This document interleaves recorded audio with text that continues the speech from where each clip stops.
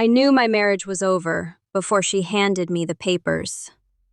It was the way she kept wiping the same clean spot on the counter with a dish towel, while I stood there, still wearing the hospital bracelet, like an idiot who thought home would feel safe.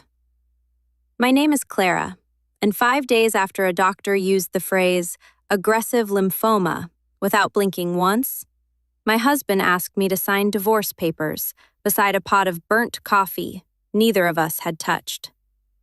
The microwave clock said 8:14.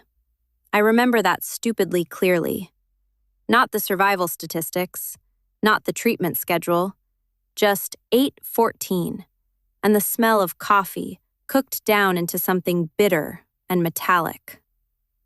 Aaron sat at the kitchen island in gray sweatpants, scrolling his phone, while the papers waited between us. Every few seconds, his thumbs stopped moving, like he was reading a text he liked.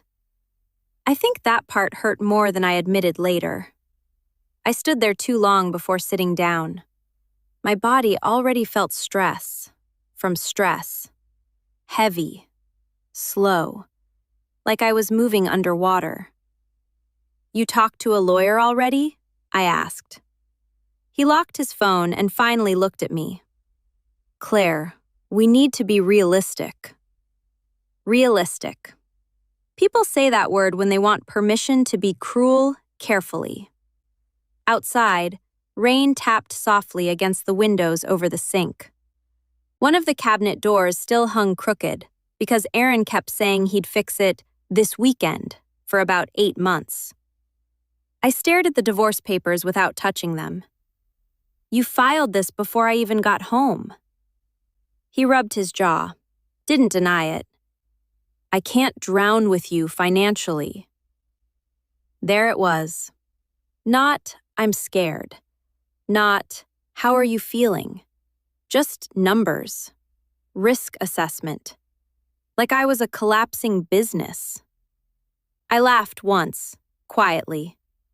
I actually hated myself for laughing, because it sounded pathetic. Thin. Hurt. "I have insurance." "You have terrible insurance." He wasn't wrong. I owned a small photography studio downtown, self-employed, expensive coverage that somehow covered absolutely nothing useful when life became real. Still, hearing him talk about my cancer like a budgeting issue made something cold move through me. "I'm going to do treatment," I said. Aaron looked tired more than angry. That was the unsettling part. If he'd yelled, maybe I could have hated him properly. Instead, he just looked inconvenienced. "Claire, chemo could wipe out everything we saved." I looked at him for a long second. "We?" His eyes shifted away first. That told me everything. Upstairs, a floorboard creaked. Our daughter Ava had always been terrible at hiding when she was listening. Aaron heard it too, but didn't lower his voice. "I'm 39 years old," he said. "I don't want to spend my 40s watching someone disappear." The room went very still after that. I actually remember noticing crumbs beside the toaster while he said it. Tiny, stupid details your brain grabs when something awful happens. I folded my arms, because suddenly I felt exposed, standing there in leggings and an oversized sweatshirt with the hospital band still on my wrist. "You already decided," I said quietly. He exhaled hard through his nose. "I'm trying not to ruin both our lives." There are sentences that keep changing shape in your memory. At first, I remembered that one as heartless. Then later, much later, I realized part of me understood it. Not agreed with it, but understood it enough to hate myself a little. Because cancer is ugly and expensive and exhausting even for the people standing nearby.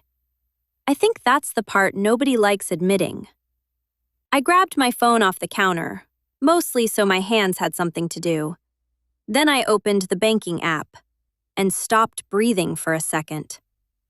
The joint savings account had barely $4,000 left. 3 days earlier, there'd been almost 90.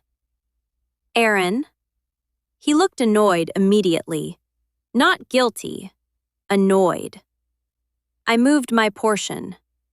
Your portion. We both contributed. I kept scrolling. Transfer after transfer after transfer. There was a note under the final withdrawal. This should help with treatments. I stared at it so long the screen dimmed. Something inside me cracked then, but not dramatically. It was quieter than that, like exhaustion settling into bone. Behind me, I heard footsteps. Ava stood halfway down the stairs, wearing my old college hoodie and fuzzy socks. Her face looked pale and young in a way that scared me. Mom? Aaron stood abruptly. Ava, go upstairs. No. Her voice shook on the word. She looked between us, confused and terrified. Ava, he said again, sharper this time. What's happening? Nobody answered quickly enough, and that silence basically answered for her. She looked at the papers, then at me, then at the hospital bracelet. I watched the realization hit her, piece by piece. Oh my God. Aaron rubbed both hands over his face. I'm trying to do this the right way. I actually snapped then. The right way? My voice came out harsher than I intended. You emptied our account while I was getting biopsies. Ava stared at her father like she didn't recognize him. Honestly, neither did I. 3 weeks later, he moved into a condo downtown with a woman named Danielle who taught yoga online and posted videos about protecting your peace. I wish I were making that up. The first time I saw her in person, she stood in my driveway holding a green juice while Aaron loaded boxes into her SUV. She smiled at me like we were two women surviving something together. Sending healing energy your way, she said softly. Healing energy. I still think about that sentence when I can't sleep sometimes. Chemo started in April, 6 hours in a recliner while poison dripped into my veins and daytime television played too loudly overhead. You notice strange things in oncology wards. How people avoid eye contact when someone starts crying. How blankets from hospital dryers smell weirdly comforting. How older couples touch each other constantly without even looking. I sat alone, pretending to read magazines I wasn't absorbing. Across from me, a woman fed her husband cut up pears from a plastic container while they watched a cooking show on mute. I had to look away eventually. Ava waited in the parking garage because she was 17 and technically too young for the infusion room. When treatment ended, I found her asleep in the passenger seat with her cheek against the window and 2 melted iced coffees in the cup holders. That almost destroyed me. The months after blurred together into nausea, insurance calls, steroids, exhaustion, and strange emotional outbursts that embarrassed me afterward. I became mean sometimes, not constantly, but enough. One night, Ava forgot to answer her phone after debate practice, and I completely unraveled when she walked through the door. Do you understand what stress does to me right now? She froze immediately. I'm sorry, my phone died. But I kept going anyway because fear had nowhere else to go. You can't disappear for hours. I wasn't disappearing. Her eyes filled instantly. The second I saw it, I hated myself. I sat down at the kitchen table and cried into my hands while the pasta boiled over on the stove behind us. Ava hugged me anyway, which honestly made me feel worse.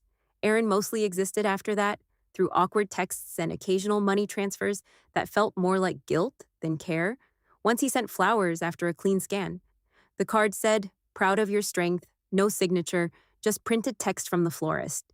I threw them away 2 days later because looking at them made me irrationally angry, then cried Wheeler dragging them into the trash because part of me still wanted him to mean it. That's the humiliating thing about grief. Love doesn't disappear cleanly when someone disappoints you. It rots slowly, and sometimes you still reach for it anyway out of habit.